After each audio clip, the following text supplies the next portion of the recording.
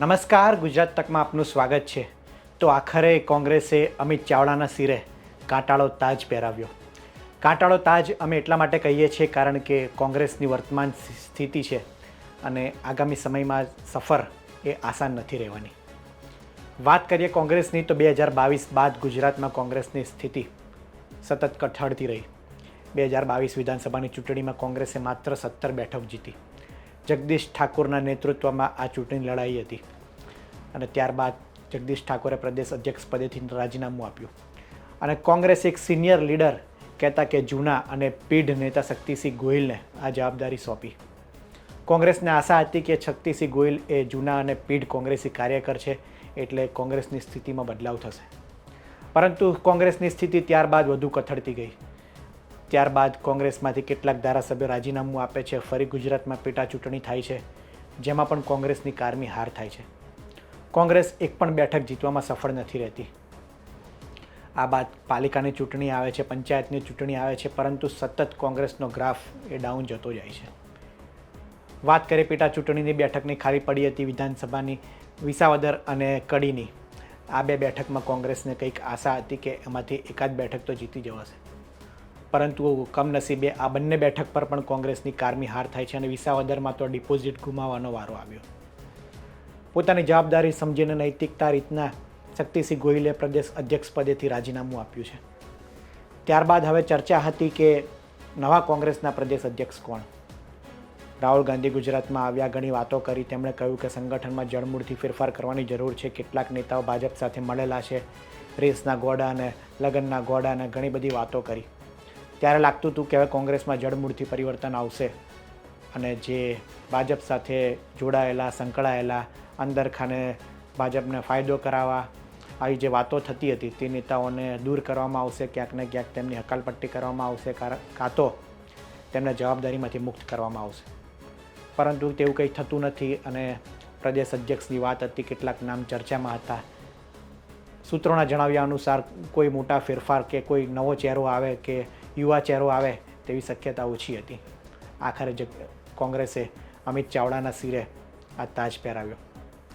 અમિત ચાવડાની વાત કરીએ તો અમિત ચાવડા એ જૂના અને પીઢ કોંગ્રેસના કાર્યકર છે. વર્ષ 1999થી તેઓ NSUIમાં જોડાયેલા હતા. 2004 સુધી તેઓ NSUIના પ્રમુખ રહ્યા હતા.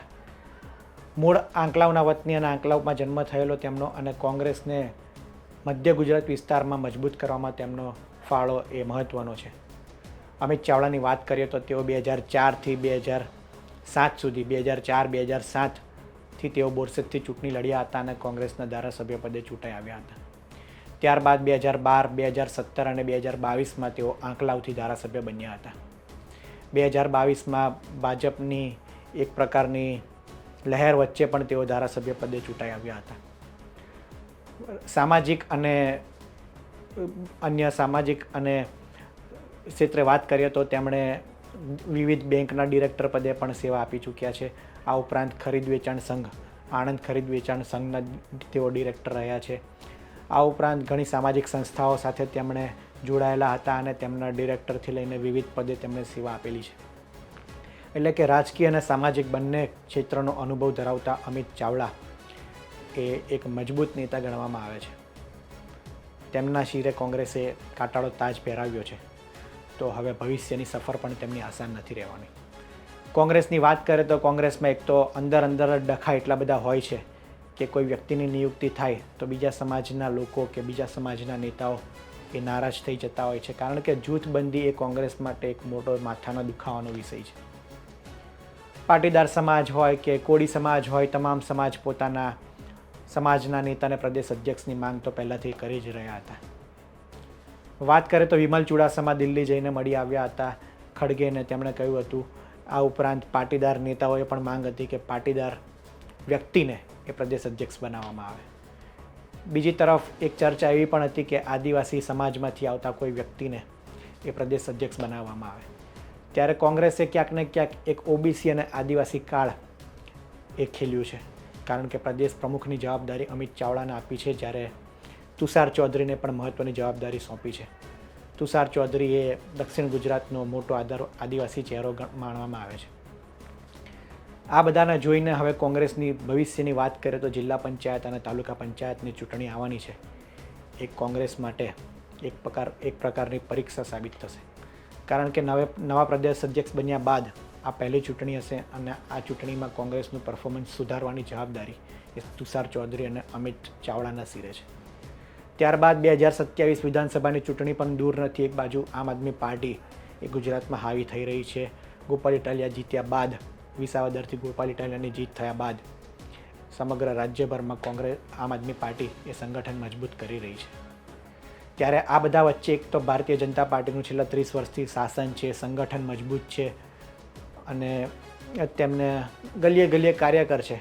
તે બધા વચ્ચે કોંગ્રેસને હવે આમ આદમી પાર્ટીથી પણ એટલો ડર છે. પોતાના મત હવે આમ આદમી પાર્ટીમાં ક્યાંક ડિવાઈડ ના થઈ જાય તે પણ કોંગ્રેસને ચિંતા છે અને તે ના થાય તેની જવાબદારી પણ અમિત ચાવડાના સિરે રહેવાની છે. એક તો રાહુલ ગાંધી પહેલેથી જ એ સંસદમાં ચેલેન્જ આપી ચૂક્યા છે કે 2027 વિધાનસભાની ચૂંટણીમાં અમે ગુજરાતમાં ભારતીય જનતા પાર્ટીને હરાવીશું. રાહુલ ગાંધીની ચેલેન્જ છે. બીજી બાજુ કોંગ્રેસમાં ડખા થઈ રહ્યા છે, આમ આદમી પાર્ટી મજબૂત થઈ રહી છે. રાહુલ ગાંધી જેવા નેતા એ સંસદમાં બોલી જાય ત્યારબાદ રાહુલ ગાંધીને પણ ચિંતા હશે ક્યાંક ને ક્યાંક ગુજરાતને લઈને, એટલે જ તેમણે ગુજરાતના પ્રવાસ વધાર્યા છે. છેલ્લા 3 મહિનામાં 3 થી 4 વખત તેઓ ગુજરાત આવી ચૂક્યા છે અને સંગઠનને મજબૂત કરવાની વાતો કરી રહ્યા છે. 2027 વિધાનસભાની ચૂંટણી પણ દૂર નથી, હવે 1.5 વર્ષ જેટલો સમય રહ્યો છે. ત્યારે કોંગ્રેસે હવે જલ્દીથી જાગવું પડશે અને મહેનત એ રાજ્યભરમાં કરવી પડશે. સૌરાષ્ટ્રમાં આમ આદમી પાર્ટી પગ પેસારો કરી રહી છે અને ધીમે ધીમે પોતાનું સંગઠન મજબૂત કરી રહી છે. આ બધા વચ્ચે ઓબીસી, દલિત અને જે મુસ્લિમ વોટ બેંક છે કોંગ્રેસની, તેમને જાળવી રાખવાની તો તેમને જવાબદારી છે જ. આ ઉપરાંત પોતાનો વોટ શેર કઈ રીતના વધે તે પણ મોટી ચેલેન્જ છે. આ બધા વચ્ચે અમિત ચાવડા કઈ રીતની કામગીરી કરે છે, સંગઠનને કઈ રીતના સાચવે છે, ગુજરાતમાં કોંગ્રેસને કઈ રીતના મજબૂત કરે છે, તે આગામી સમયમાં જોવાનું રહ્યું. હાલ તો કોંગ્રેસે અમિત ચાવડાના શિરે જે કાંટાળો તાજ પહેરાવ્યો છે તેને લઈને કોંગ્રેસના કાર્યકરોમાં તો ખુશી છે, કારણ કે અમિત ચાવડા એક એ મજબૂત વ્યક્તિ છે, કોઈનું તે સાંભળતા નથી, કોઈનું ચલાવતા નથી તેવી તેમની છાપ છે અને તેઓ એ હવે આ પક્ષાંતરણ અંદર જે થઈ રહ્યું છે તેને કઈ રીતના હેન્ડલ કરે છે તે જોવાનું રહ્યું. આ અંગે આપનું શું માનવું છે તે અમને કોમેન્ટમાં જરૂર જણાવશો. આ વિડીયોમાં હાલ આટલું જ. ધન્યવાદ.